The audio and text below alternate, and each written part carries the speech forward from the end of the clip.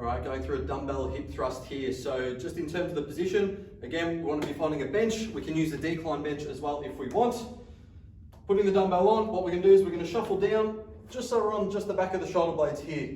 With the feet, again, we want them lined up so the knees are basically just in line with your feet there. Again, if we go too far out, we're going to get too much hamstring. If we go too far back, we're going to get too much quad. We want to find that little sweet spot. Going to be different for everyone, so play around with it and see how you feel. Sometimes turning your feet out slightly can just help, again, a bit more external rotation to help drive up through those glutes. So I'm going to set up in this position here. This is my starting position. What I'm going to focus on doing is controlling down as far as I can whilst keeping my core strong. So what we don't want is, if you can notice here, I'm in a good position here. If I let my core drop, there, I'll overextend into my lower back. That's going to take the tension off the glutes, which is what we don't want. So coming to this position here, you're going to think about where that pivot point is through your upper back. That's where you're going to lean forward from.